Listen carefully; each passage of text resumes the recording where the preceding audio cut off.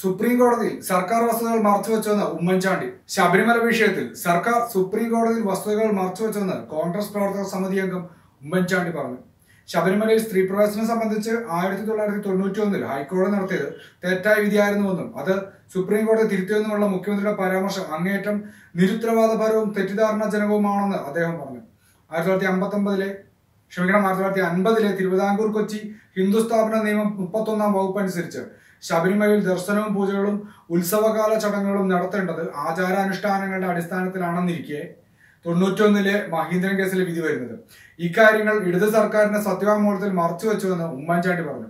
2018 September 28 supreme കോടതി വിധിയിൽ പോലും മഹീന്ദ്രൻ കേസും തിരുവിതാംകൂർ കൊച്ചി ഹിന്ദു സ്ഥാപന നിയമം 31-ാം വകുപ്പും റദ്ദു ചെയ്തിട്ടില്ലെന്ന് ചൂണ്ടിക്കാട്ടിയാണ് അദ്ദേഹം സർക്കാരിനെ കുറ്റപ്പെടുത്തിയത്. മഹീന്ദ്രൻ കേസിൽ വിദഗ്ധരായ തന്ത്രിമാരെയും ഹിന്ദുമത പണ്ഡിതരെയും വിസ്തരിച്ച് മൊഴി രേഖപ്പെടുത്തിയ ശേഷമാണ് ശബരിമല അയ്യപ്പ ഭക്തർ സവിശേഷമായ മതവിഭാഗമാണെന്ന് കോടതി കണ്ടെത്തിയത്. തുടർന്നാണ് ഭരണഘടനയുടെ 26B അനുച്ഛേദം അനുസരിച്ച് ആചാര സംരക്ഷണത്തിന്റെ ഭാഗമായി 10-നും 50-നും ഇടയിൽ പ്രായമുള്ള സ്ത്രീകൾക്ക് ദർശന നിയന്ത്രണം ഏർപ്പെടുത്തി ഹൈക്കോടതി വിധി വന്നത്. സമാനമായ കാര്യങ്ങൾ തന്നെയാണ് ശബരിമല കേസിൽ ജസ്റ്റിസ് ഇന്ദു മൽഹോത്രയുടെ ന്യൂനപക്ഷ വിധിയിലുള്ളതെന്ന് ഉമ്മൻചാണ്ടി പറഞ്ഞു. സുപ്രീം കോടതി പുനഃപരിശോധനാ ഹർജി പരിഗണിക്കുമ്പോൾ ഇക്കാര്യങ്ങൾ സംസ്ഥാന സർക്കാർ ശ്രദ്ധയിൽപ്പെടുത്തിയാൽ വിശ്വാസ സംരക്ഷണത്തിന് അനുകൂലമായ തീരുമാനം ഉണ്ടാകും.